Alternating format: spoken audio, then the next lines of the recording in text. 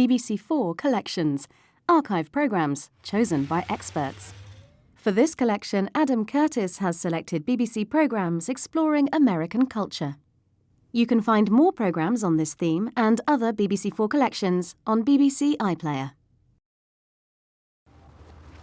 I began maybe what's your first memory of something?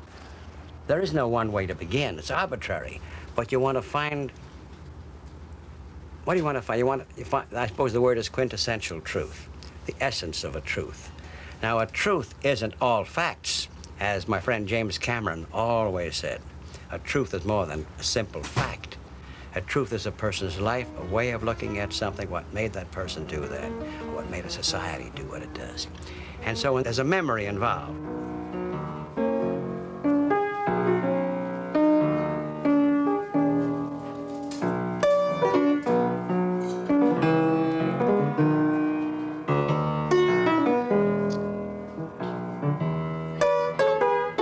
John Davis, blind John Davis and the blues. Somehow you think of it as one word, as one phrase. You know, John, as you're playing a nice, easy, slow blues here tonight, I think to myself, you know, we've known each other some 30 years, John. Oh, yeah. When did you as a kid, first hear the blues? I was about 9, and I heard the blues. See, my dad used to have 2 or 3 speakeasies. This was where, John? That was in Chicago. Here? Yeah, And I used to listen to the guys play, you know. And so you heard the music. You heard it. I'm the only man's breath, crying Mr. Postman. Any man for me today. Crying Mr. Postman, is there any man for me today? No, don't get killed. Memory's always flawed, so it may not be, it's not statistically accurate. It may be a Tuesday, it's not a Wednesday that a person is talking about. But that's something that person remembers, and the fact that it is remembered, and others remember it in another way, but that same phenomenon makes it truth, and makes it, as far as I'm concerned, part of history. I do remember when I first came here, I would start noticing that in the morning, all the black people were on the trains going north to work in the white folks' kitchens and houses. And in the evening, they were on the train going back south. Segregation is worse in Chicago than I ever knew in my life. When I come here, what I did, I had to work on the north side on Sheridan Road in them hotels and laundries and being a maid, so. Hey, crying Mr. Postman, any man for John today. Yeah, crying Mr. Postman, is there any man for me? You know what we're witnessing is the deterioration of a symbol. When we once walked so proudly down this street and said, this is Black America on the move and I'm a part of it. Yeah, you know, Vern, I'm thinking to just say that. I want to go back to that once upon a time you just talked about. On that corner. Once in a while I interview a person. I remember this woman, and she's played the tape back for me because her kids were there. And as she listened, suddenly her mouth opens wide, her eyes, she's, I never knew I felt that way before. That's a great experience. That if it happens to come out pretty fair oral history, well, that's fine. I hope it does. We come next to the Pulitzer Prize for General Nonfiction, and I ask Studs Terkel to join me. This prize is for a distinguished book of nonfiction by an American author. It is awarded to Studs Terkel for The Good War, an oral history of World War II as recalled by Americans who lived through it. The Good War is the latest of Studs Terkel's best-selling oral histories, recording, through the voices of its people, aspects of American life. First, there was Division Street, about Chicago itself, where Studs has lived and worked since the age of 12. Then came Hard Times, about the Great Depression, a book about American dreams, lost and found, and another, Working, a collage of American attitudes to the jobs they do. Studs himself has been a radio soap opera gangster, star of his own 1950s TV show, Studs Place, a disc jockey, jazz critic, Italia Prize-winning broadcaster, and, in his own memoirs, a humorous and provocative witness to the times he's lived through. And there's a memoir, Talking to Myself. This is sort of a story, not of me so much, of the times when I become a participant reluctantly. I didn't mean to become, I love to be the observer on the sideline, but somehow I get caught into it, and so I'm a reluctant participant. Now, it occurs to me that I see it here, that talking to myself is also in Chinese, and as I see this, and I say, my, this must be fascinating, if cryptic, you know. And once in a while, I'm always talking to myself. In fact, each day, Studs goes off to talk to other people, both famous and unknown, on his morning radio show. Through it, he's become one of Chicago's institutions. Never that. There's Laura over there, and that's a dog doing his work. And generally, that's the greeting I get daily. And how did you begin to work in radio, which you've been It was a depression. I was on the WPA Writers Project, part of a New Deal, the whole idea of governmental jobs that were very good and served a real purpose. And I joined a theater group, accidentally. I didn't mean to act, but I joined it. And it was in some plays, and the director said, why don't you audition for gangsters and soap operas? There are many of them in Chicago, and so I did. This is my, as you see, my Spencer Tracy hat. Very often I walk down the street with this hat, and people stop me and say, Spence, where you been keeping yourself? I said, oh, just saw Catherine Hepburn. But then when I came to this station, well, TV came along in 1950, Studs Place, and then I got in trouble, the McCarthy days, so I'm out of jobs. So one day home listening, and I hear this FM radio station, and I hear the voice of Woody Guthrie, a recording of Woody Guthrie. Well, no one in Chicago, for that matter, no one in the country played Woody Guthrie on radio except me, when I was a disc jockey in the early days. I've been having some hard traveling, I thought you knowed. I've been having some hard traveling way down the road. I've been having some hard traveling, hard rambling, hard gambling. I've been having some hard traveling, Lord. And I called up this station, WFMT, and I says, you're playing Woody Guthrie. And that's when I said, could I join your stations? I have no money. At 98.7 FM, this is WFMT, Chicago's fine art station. 10:15 tonight, in a broadcast from the 1984 Salzburg Festival, Herbert von Karajan leads the Vienna Philharmonic and guest pianist Christian Zimmermann in works of Schumann and Brahms. Tonight at 10:15 stamped my visa, on put it International back through, Festival. and I said, Balshoy Spasiba, It's which exactly means thank you 3 very p.m. in much. Chicago, and now And then I this is said, did I say that well? And he said, very good. Enjoy my country. And this was my first encounter with this evil empire. I always precede anything I say, 3 weeks in the Soviet Union doth not an expert make. But this is what happened to me. And when I was challenged on a couple of issues, I said, you could very well be right. I was told I was a flaming liberal. I was accused of that. I said, to the contrary, I'm a conservative. I want to conserve life. I want to conserve the future and conserve this planet and its environment. That's what it's all about. Got you covered. That's it. Can't top that. Barbara Wren and Sharon Tennyson. Thank you very much. And I suppose I could say Das Vidanya, too, couldn't I? Oh, das Vidanya. Balshoy Spasiba. Thank you very much. Thank you. Thanks, Studs. And you've been doing 5 programs a week for 30 years?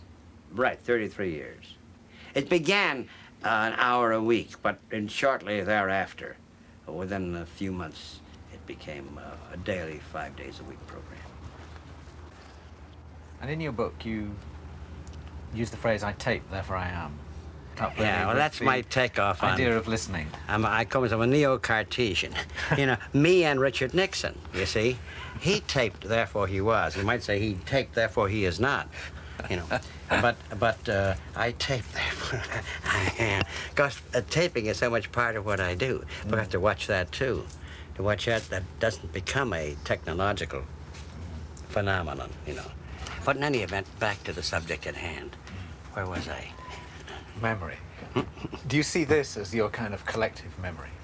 This is a collective memory. You know, talking about collective memory, I suppose this is a sort of amateur Bush League Jung at work. You know, speaks of tribal memory. But what's the balance here between people who are involved with social questions? No, there are quite a few people involved in social questions, but if you were to really take a inventory here, I imagine most would be in the field of the arts. Sometimes I read short stories. It might be a Flannery O'Connor or a Chekhov, or I might play jazz or folk music. You know something? This fits. R.D. Lang. And what is the subject? Schizophrenia. Marilyn Horne, perhaps some consider her the greatest of contemporary singers today. And she was a very lusty figure, as you probably know, and marvelous with idiomatic talk, but she is the opposite of the pretentious diva. Quentin Crisp, well, that's a subject unto itself, isn't it? Danilo Dolci, now, he knows a little English with an interpreter. He is considered the Gandhi of Sicily. Danilo Dolci was the architect from Trieste who knew something is wrong and terrible in Sicily, the mafia control, the peasants living in feudal days, feeling wholly impotent. He went down there, and somehow he gave these people a sense of self-worth. What do you think your life would have been before the tape recorder? A wholly different world. I'd have been a radio disc jockey, I suppose, if I hadn't had a tape recorder. Maybe using a pencil, I'd have been sort of wrist-weary as a result. The tape recorder, what's so funny about the tape recorder, I'm terrible mechanically. You know, I can't drive a car, I can't ride a bicycle, I can't swim. My coordination ain't there. Now, mechanically, I'm less than most retarded of people. And here I am with a tape recorder. I haven't the vaguest idea how it works. Yet it is my right arm. That's what Alex Haley did in Roots, didn't he? He went back to the source where his people came from, Gambia, in West Africa, and he saw these oral historians. Is Alex Haley here? Oh, he's here. Well, let's look it up. We haven't found Martin Luther King yet. We gotta find Haley. King is not. This is Three Stooges. This is Abbott and Costello. Martin Luther King. I gotta remember that. King. It doesn't really matter. 1960. That's right. Now here's Alex Haley. H-A-L-E-Y. H-A-L. Alex Haley. 1238. Down here. 1238. It's down here. So where's 1230? Down here. It would be at the bottom, wouldn't it? Here it is, 1238. I hope it's Alex. It says Martha Lear. Well, that's 1338. Well, I'm really good. See, now I have a difficult time with arithmetic. I forgot to tell you that.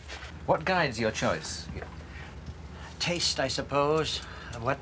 My feeling, my own feeling. Do you think it's more art you're interested in, artists or writers or social I think questions? It's talent, of course. But talent with something else. What distinguishes a great artist from a great performer? I suppose the word is an all-encompassing humanity aspect of it. What makes a great actor or a great playwright would be that. Samuel Beckett has it. And Beckett, to me, is very affirmative. Have you spoken to Beckett? I wish I did.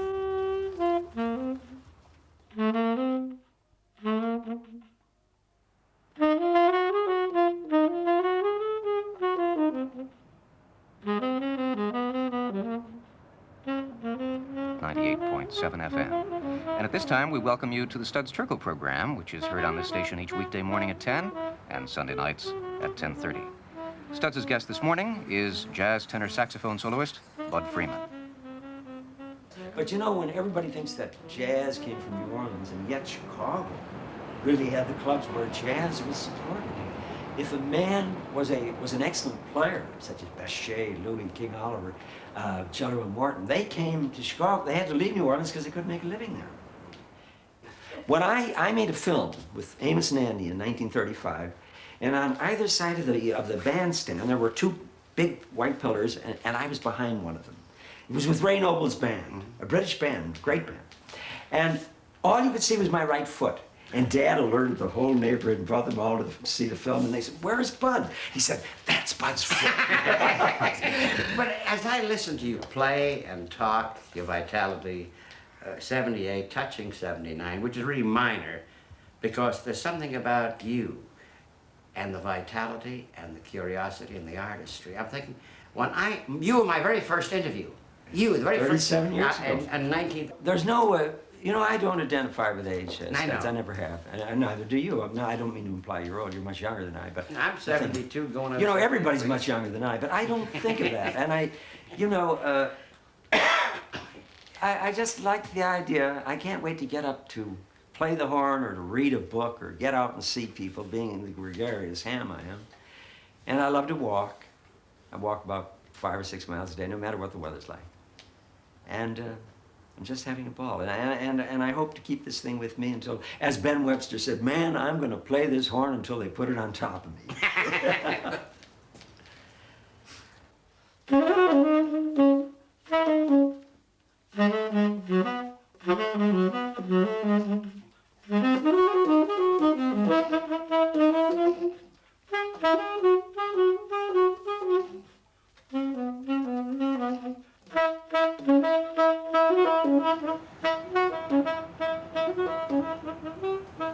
Somehow, as I look through the window, I think of early Chicago, and that's Lake Michigan, and it was on these shores the city grew.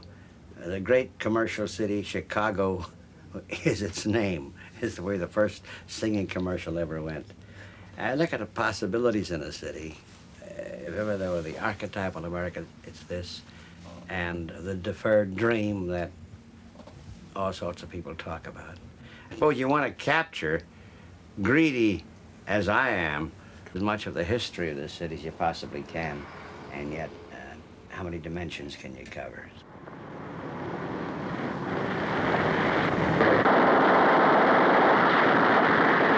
Chicago, boom, boom, boom.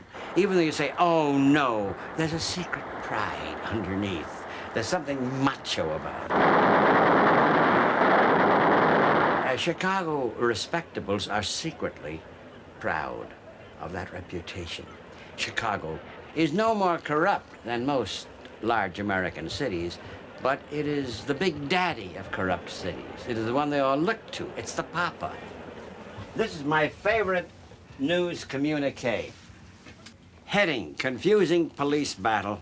A police spokesman said, the battle began when the bandit gang, disguised as policemen, challenged a group of policemen disguised as bandits.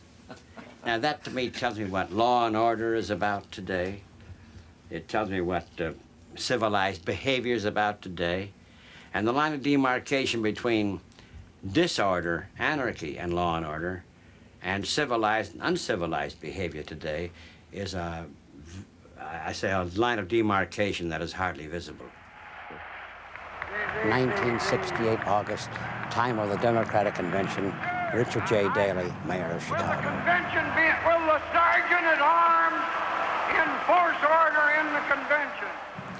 Imagine this scene, Lincoln Park, Chicago. Thousands of young people were gathered to protest our involvement in the Vietnam War. We're warned, get out of the park, it's curfew. The kids decided to stay. And James Cameron and I were about the only two middle-aged people around and about. The tear gas zoomed at us, and we all retreated, hawking, coughing, cursing, spitting. A young, long-haired, blonde kid next to Cameron and me who were stumbling along said, you two old people shouldn't be here. Cameron, of course, who found this as natural habitat, being wherever there was trouble, looked up indignantly. How dare you, old! Do anything. Hey, leave him alone. It's a curious memory of Chicago to have. It's very pitifully stupid in a way because it suddenly reproduces for Chicago the image that it so sedulously cultivated in the 20s of that of being a lawless place menaced by all sorts of forces of violence and gangsters and Al Capones and people like that. Now the mirror image of that is emerging. It's a town where law and order is so sedulously preserved that you you have to get half-gassed in order to preserve it.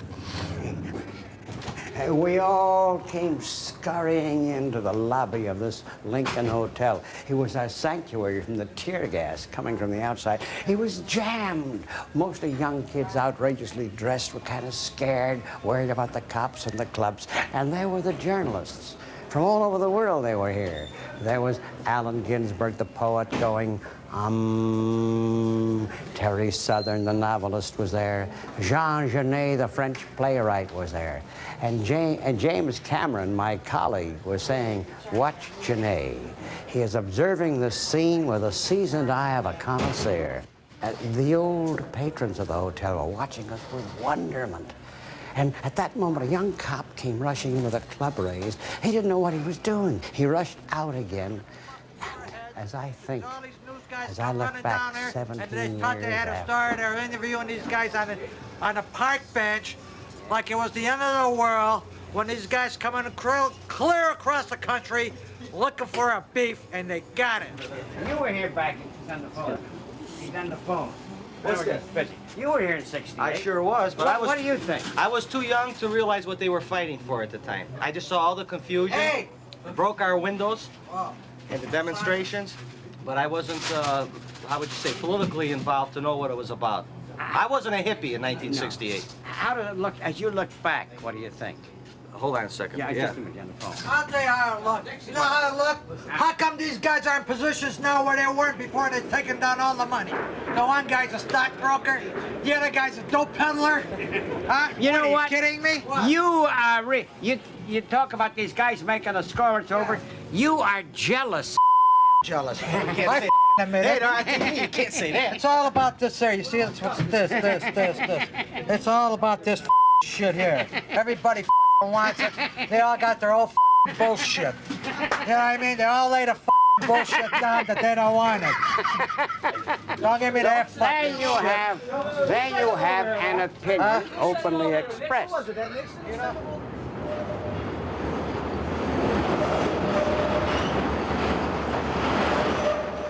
The horny-handedness, the bigness, the hugeness, steel, the skyscraper came into being here, the architecture, the nature of the music. Some call Chicago a seedbed.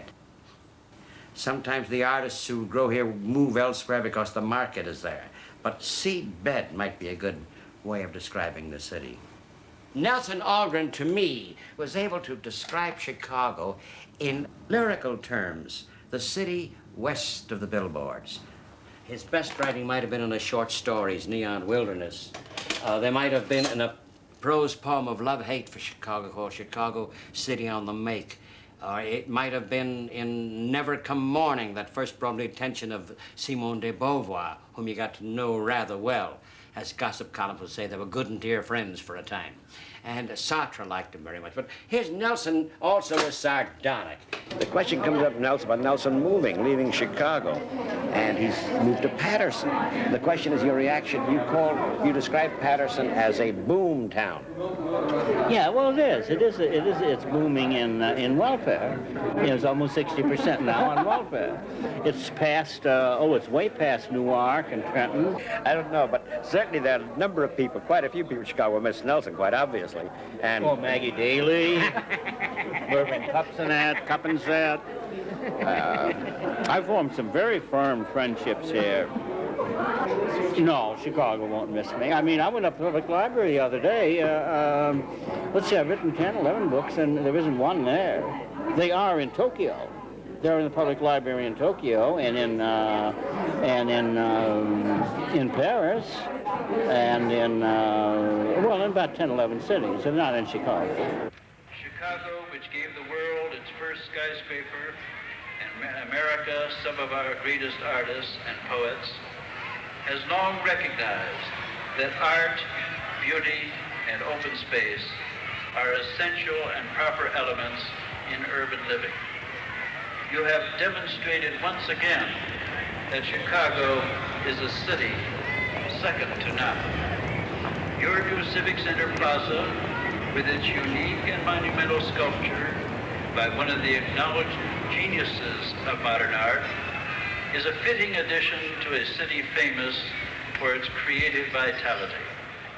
Picasso offered a gift to Chicago, his gift to this lusty city. And that's when Mayor Daley spoke, and there were songs sung. But I went around with the crowd with my tape recorder, just Chicagoans gathered around. Some were city employees whom Daley said, "Be there," and they were there. because God had spoken. What do you think it looks like? Something that I was eating pickles and ice cream and things for dinner, and I dreamed it. I think it looks like a woman of justice, perhaps. I think it's a piece of scrap metal that sells for $12 a ton. I think it's pretty nice, and Mayor Daley did a good job here, and I think he's the best mayor we've had in the city of Chicago. I don't know what it is, but the money a lot better off than this way. They could have wasted the money a lot better. Sure. I disagree. I think it's a wonderful thing. It's a wonderful bit of artistic. You don't like it? I don't like it. I tell you You don't like the frankly. color either? Not even the color. Well, from this angle, it looks like a lady. Look from this way. See? Look. Cleopatra in a sense. What do you think, Father? It seems to me that it is symbolic of the confusion of the present times society. Well, to me, it represents that Chicago will always be progressive and keep rising to, keep rising. What do I think it is? It's a steel monstrosity. One thing in its favor, it won't burn. I don't know, we've got everything in the big windy city, that's for sure. Some would call Chicago a Janus-headed city. There are two heads. One is Jane Addams, the dream, the social worker. The other is Al Capone, you see? This is the irony of Chicago. It is the architectural center, you might say, of the world. Here was the Frank Lloyd Wright and Louis Sullivan lived. So you have this tremendous vision. At the same time, you've got that heavy-handedness that Theodore Dreiser wrote about, of heavy money, grotesque, pounding down the vision. What sort of neighborhood was this till about 20 years ago? It was filled with people from Greece and Italy, Mexico, southwestern United States. It was poor, gutsy, lively place. And so where are we now? This is an island. It's a little island. You were born in this building? Right next door. Next door, in this very restaurant.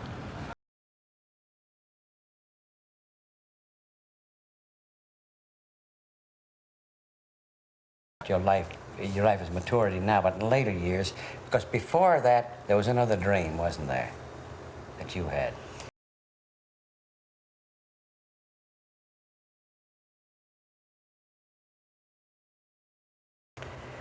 A small community of Italians and Mexicans and blacks and the other nationalities, the Greeks, together, as we'd been for how many generations of when the early immigrants came from Europe. And then what happened to that community? The politicians, Mayor Daley and businessmen, decided that they had to take this area, locate a university in a central place, and just tear it all down. Why did Florence Scala's testimony begin Division Street? It began because if ever there were a perfect case, Florence, a young, ethnic, is the phrase we use today, housewife in the community, trying to save that which is historic, continuity, and rich against outside money, is a metaphor for the country. It's Chicago's sense of loss, specifically this area sense of loss, I think is representative of a society's sense of loss because of an absence of past and memory. Sad, the first Greek church was built here. The first Italian church, built by Irish Jesuits, was built here. The Greeks did their own building. The old Jewish bathhouses, the old synagogue on Ashland, all those, all those things had to go.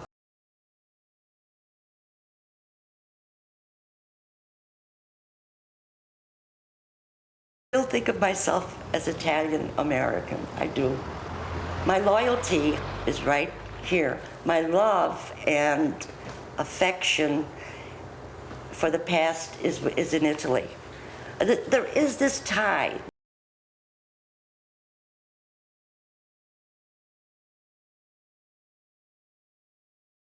Kind of an expression that this is Italian in an American setting.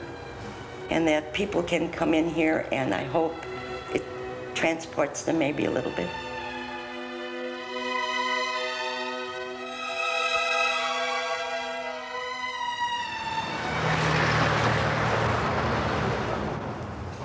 Studs, what is your background?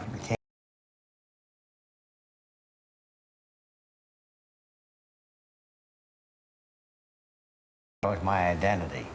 Chicago, USA, but forget USA, Chicago. And can I ask you,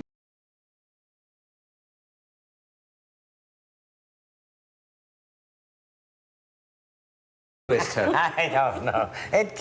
I think that was a capricious thing.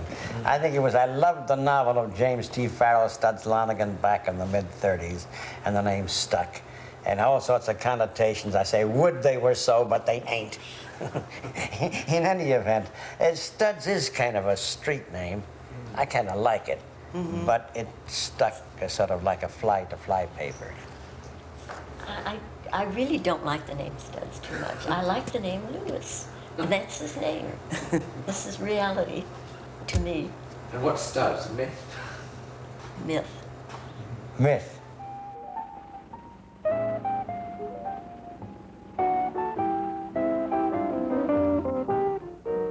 This is Studs' place.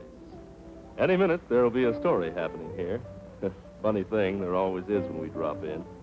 So you just settle back and come along.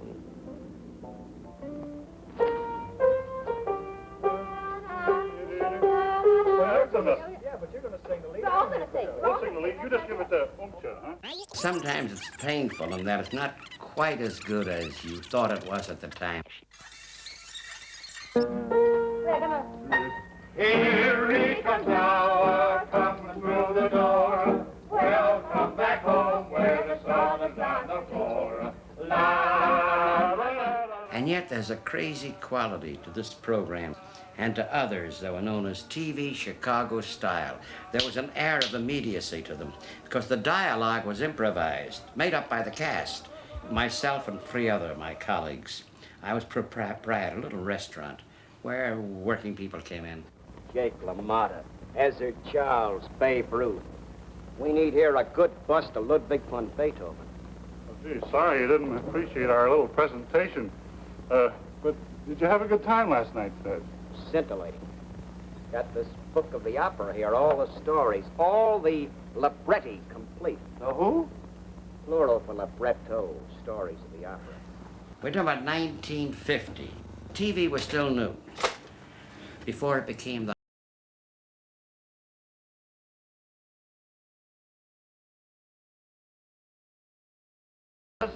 When the saints come marching in, when the saints come marching in. There was Chet Roble, the piano player. He was the big city blues. Win Strachey was singer of folk songs, and he was sort of, you might say, the self-educated hobo.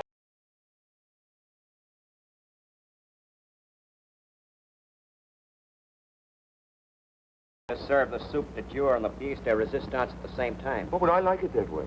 This looks wonderful. Try it, it's good. And this so,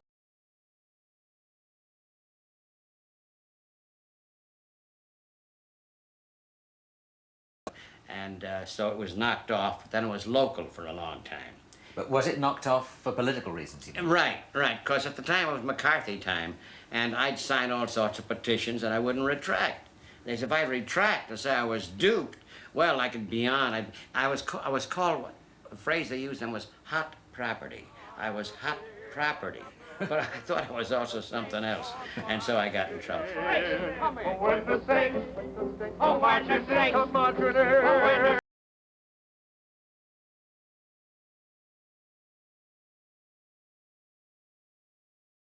It was in a crazy way.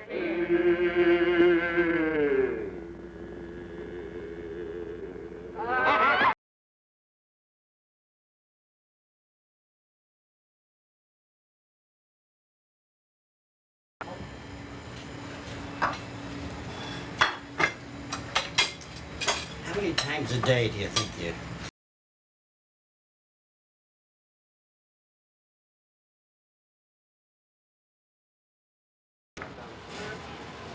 What was the last one? is The Good War, just World War II. There's a book called Working. Working life. It's Division Street about Chicago. Yeah, Division Street's about, yeah, that's exactly what it is about. Old, early days, today, people remember. Different people's opinions, like... That's it. Ordinary people telling of their lives. In Chicago. All the books. Reflections, like, it really is a very good book, because... You know what's good, and I don't know if this is a compliment, and you can pick it up and you can read it in any part. That's right. Well, no, that's true. It is, because I used to read it sometimes at night. I'd just pick it up and I'd read here and I'd read there. You know, it's not like, it's not like you have to read it in sequence or anything.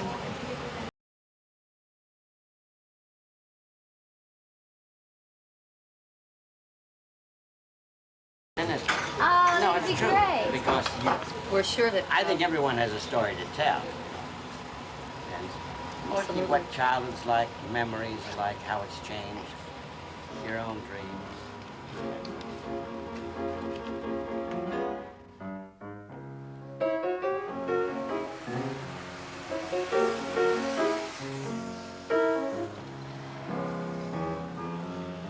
That sound could be only one guy at the piano, Art Hodes. I thought, Art, for the next hour as you're playing a blues, your thoughts, your reflections, and your music.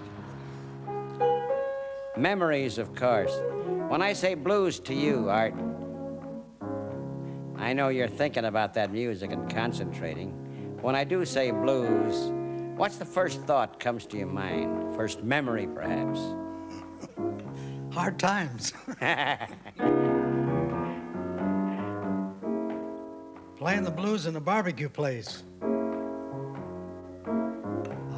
48th and State in Chicago. That was no when? money. That was during the Depression. Back in the early 30s?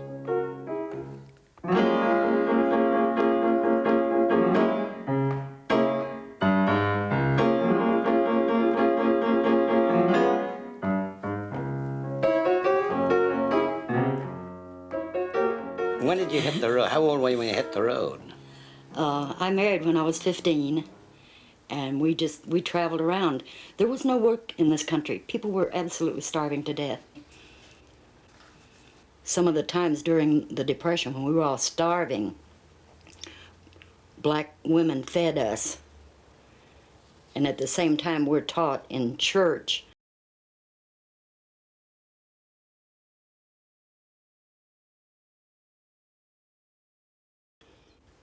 And then a little friend of mine gave me a copy of Grapes of Wrath. And I read it, and I thought it was the most beautiful thing. It was like my life story. It was like being blind and all at once you can see, because it just showed me a whole new side of myself and my family. I had never seen us as a people. Poor people are very fragmented. They don't tend to identify with each other. It was like somebody was writing about me and about my grandmother, Molly Bell. And because the lady that played in Grapes of Wrath, she looks so much like my grandmother. Is that your grandmother on the photograph? At the back Yes, there? that's Molly Bell. Looks like Jane Darwell, the actress who played Ma Joad. Did you, when you first came to Chicago, ever think you were really coming here to stay, or did you think you were just coming here for a while? Just for a while. I'm still going back home every day, or at least once a year. When you saw part of your life story in Studs' book, how did that make you feel about your own life? Well, first, I'm amazed that anybody could care, what happened to me. But Studs does such a wonderful job that it gives me a sense of who I am, of who I was, and my relation to other people in this country. I am convinced the kind of person I find or look for is in every community, that one person or two, anywhere in the world, they're called by her first name or his first name, whom they know all their lives, but that added insight is what that person has. And how to find that is like a gold prospector looking for gold. And how do you value that kind of insight against the insights available in literature and books and all the other things you have around you? This is in no way meant to demean or to put down the literature. On the contrary, books are important, and the work of scholars is, of course, is what keeps the world going as far as traditional history is concerned. But there's a history that has been underrated or taken for granted or not used. And that's history of those anonymous many. How did you meet? How we did meet is a story. It was during a hectic year, of course, 1968, pre the... 63. 63, was it? See, my memory. I met you on the train going to Washington. Is that it? Tell me about that some more. Emma Tiller and I were going to the March on Washington. Emma Tiller's your old black friend. Right. Yeah. And she introduced me to you. You were taping the people who you put on the record. We're talking about the 1963 Martin Luther King-led march Yes. to Washington. How'd you get to be so that you're on that train to Washington with black and white people and poor people? How'd that happen? Oh, I don't know how it happened, but I know when I first became aware of my own racism was when the bus boycott was in Montgomery, Alabama. I was living there at the time, and I saw Reverend King knocked down and beaten, and I saw grown men pick black women up and throw them into the buses to try to force them to ride. I saw things that I had never seen before. I like to think that I was human enough that when I saw some of the violence that goes along with racism, that I understood what it had done to me and my people, Southern whites.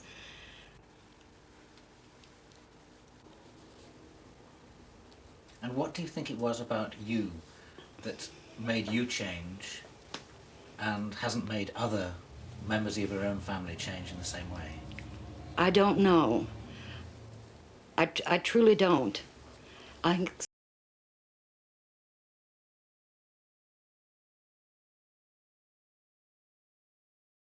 Never forget that moment. Of course, there was the address, Dr. King. His plea for sanity, for mankind, for liberation of all.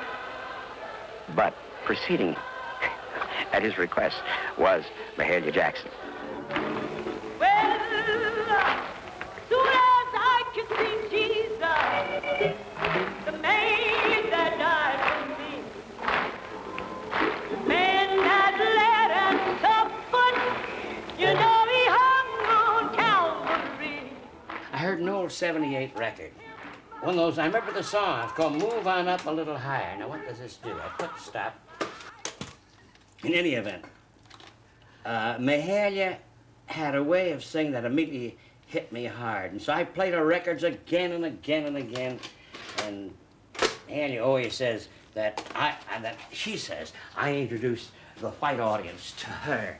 Because you realize she had a tremendous audience. I didn't put that thing out. I want to watch this. That is why I've been seen. That is why I've been shot. Because I know what it's all about. The goodness oh, my God, your Lord, my God. Mahalia had a way of not only soaring as she sang, but you too flew. And did she try and convert you? Oh, every time. You see, well, what happened? I was hopeless. I was sort of being cowardly, I say, an agnostic, though I'm deep down an atheist, I suppose. Mahalia knew this. Hallelujah! Come on, Cherry. Often we kid around. Well, Mahalia, you know, I ain't gonna talk because I don't want in any way to have your song against my words because I won't stand a chance. She said, Mahalia, and after she'd sing one, maybe a city called heaven, or didn't it rain, or Joshua at the battle, I'd say, Mahalia, you got me going. And she used to take off on us. If anybody could save me, you can. She says, if I can save you, Studs, I think we got it made. How the Lord mighty has brought us out that none like him is down, down, down. Come on, cheer, let's see for the goodness of the Lord. That's another thing that puzzles me. I don't know, this thing, it's peculiar. When I'm on the stage and on television and working with white people, they just hug me and love me and say I'm so wonderful and I'm so great. And then when I'm walking down the street like an ordinary citizen, they don't recognize me. And when I go into the department store in the South, I can't get a sandwich, I can't get a bottle of pop, I got to stand, I can't even get a cab. I don't understand this. What makes people act like that? Corner Martin Luther King Drive, right here, Vern. 47th Martin Luther King Drive. The year's 1985, Vern Jarrett. What's your first thought? Let me tell you, I have a great emotion about this corner because this corner is, in fact, a terminal point of the great dream that so many black people envisioned, and I was one of them, prior to World War II.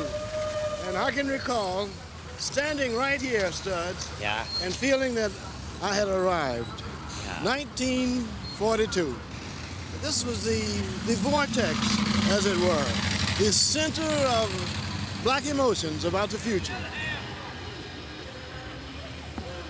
See, what I like about Vernon Jarrett is he brings us south with him. Yeah. He brings the small town memory and the big city sophistication. And it's that combination that's almost the key to Chicago, by the way. I discovered that Chicago was also a racist city. But 47th Street said, that's all right, because we're moving ahead. And on Saturday night, you saw your own people looking prosperous. And I felt for the first time that I had a future. I remember buying my first suit, a double-breasted, chalk-striped gray suit. Right here, and it was an outlandish suit, but I didn't know I was in Chicago and I was being big time. I bought my first hat at a place called Birch down here, a big woolen hat. Now, you were the kid. You joined the Navy in the Great Lakes here in Chicago. You're talking about 1942. 43 years ago, from a town called Paris, Tennessee, and I lived in Knoxville, Tennessee, where I went to college. Now, never been north before. What did Chicago mean? Well, this is important. The meaning of Chicago to black people. Chicago meant that regardless of how badly you may have been treated in the South, the violence, the fact that your parents couldn't vote, and you had to witness all of this humiliation, that was always Chicago, where you were equal, where you were free. Basie.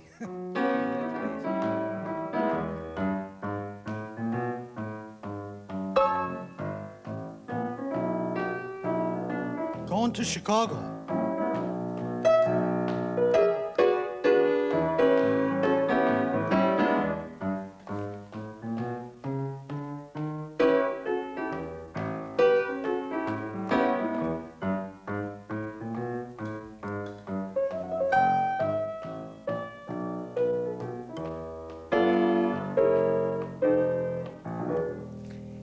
You're going to Chicago, sorry, I can't take you. Yes, that's true.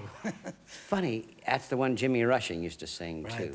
And then Joe Williams. But it's not accidental that kind of blues was written, because Chicago and black people from the South, I suppose, that was the goal, that was the grail, wasn't it? Yes, Chicago was really the place to be, as you well know, because you had such a hand in producing so much of that sound, especially like when I first heard Big Bill Brunsey.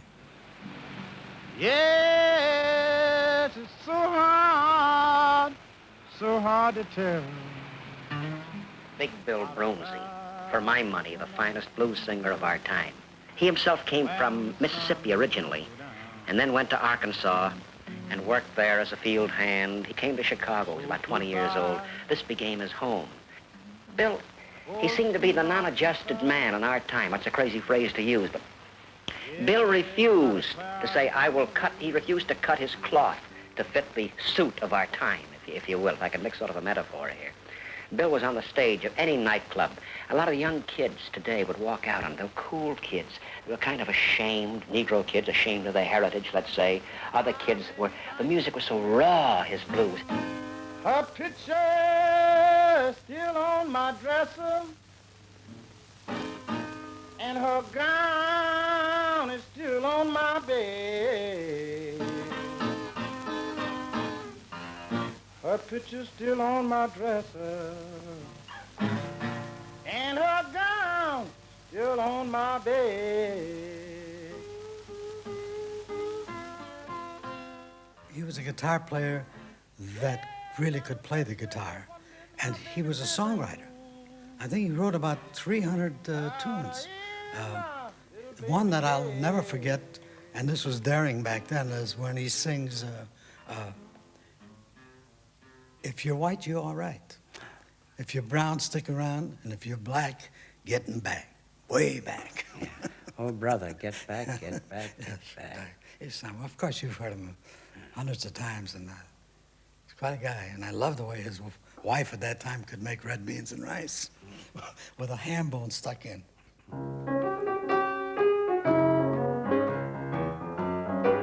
Big Bill Broomsey would often recount a moment of humiliation, and he'd laugh, like the time they refused to serve him at the bar.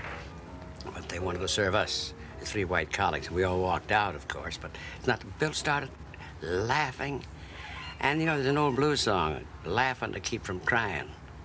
Or I'd say these days, laughing to keep from raging, you know, or laughing on the outside, crying on the inside. That's what the blues.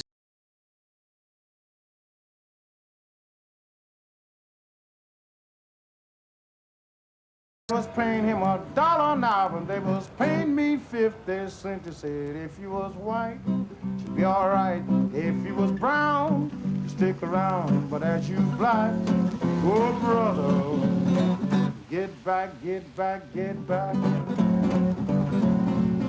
I built the country, and I fought for it too.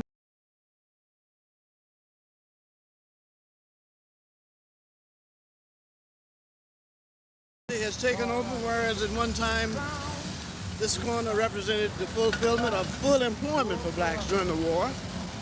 You know, we began this conversation kitty corner across the street. It's funny, we covered 43 years, it seems, of what? Of certain a dream deferred? As Certainly, the dream has been deferred, and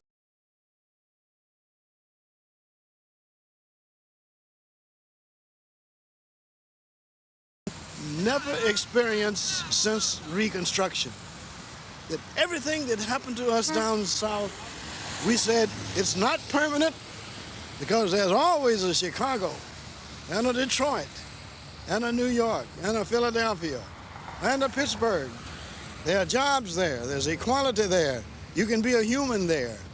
It's all and hope. Now someone has thrown a blanket over that dream, and they boarded it up like the street corner. For a man.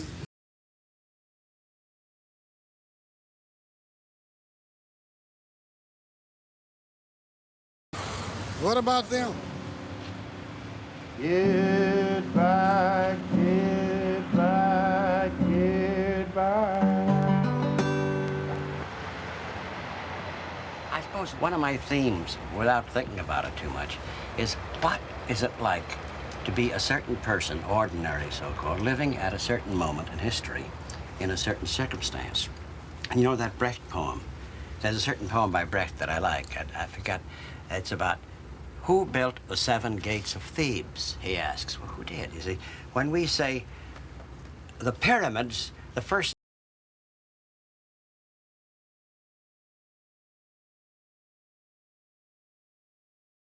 because we look at the carvings on walls and you see the pharaohs, they all look as immaculate as Nancy Reagan, you know.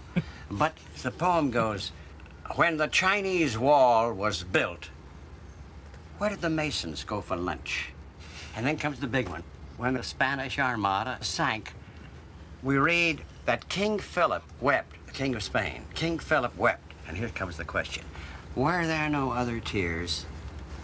And that's what it's about. That's what I like. Were there no other? Who were these others, these anonymous multi-millions who really made the world go round? The tragedy is now that no one's working in steel in this community. Tremendous amounts of unemployment. Up to 4 or 5 years ago was the largest steel making area in the world, let alone the country. All the mills along this side of the Calumet River here are basically working at a very short pace. Not even half of the workforce that they had just a few years ago. Questions at hand there that we have instilled in us in this country. One of the harvester, for example, owes something to the community in which they operate in for 60 and 70 years. And they owe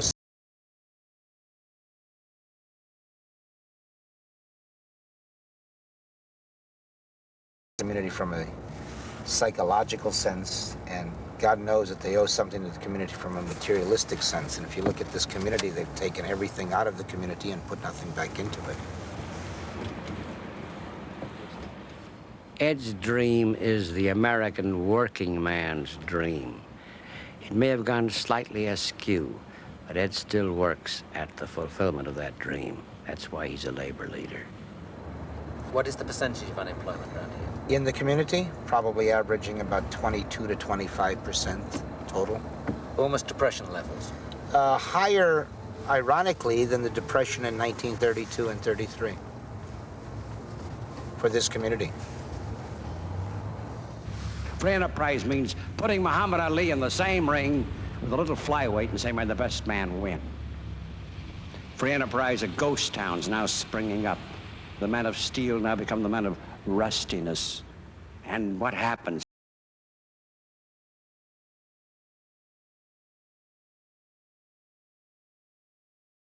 Young man in the 30s. And so, without this sense of history, there is no present. Every now and then, I'm called upon to say, to talk or say something to students, you know.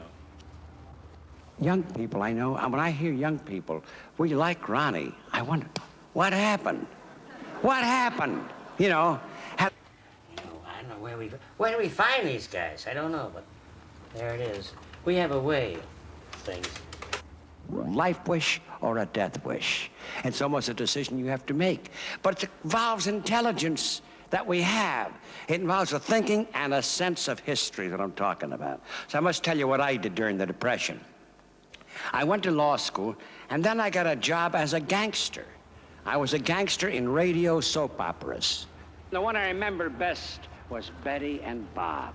I was always threatening Betty's mother, played by a very elegant-looking actress named Edie Davis.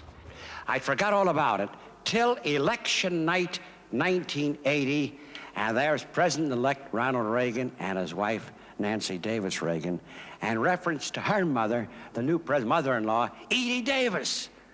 It was my Edie Davis whom I threatened, and that's when I had what I call my epiphanic experience.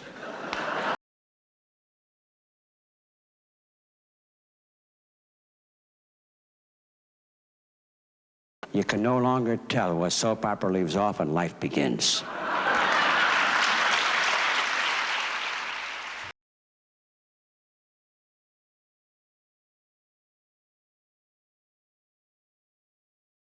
Country, nor shall I use the phrase standing tall. I am your president, not your physical education instructor.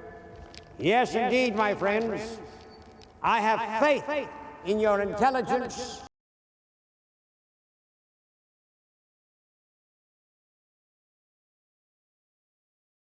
I look to you and your concerted intelligence for guidance. We can, as Martin Luther King expressed it, live together as men or die together as fools. The choice is ours. I have faith we will choose wisely and that we and the others of this planet will prevail. I thank you. I dreamed I was in the White How House. did I do it? Sitting in the president's chair. Here are my I dreamed constituents. he's shaking my hand. How are He you? said, Bill, Vote I'm so for me. glad you're here, but that was Vote just for a me, dream. and I shall come true for you. Lord, what a dream I had on my mind. Thanks for dropping in on us, folks. We came to you from Chicago.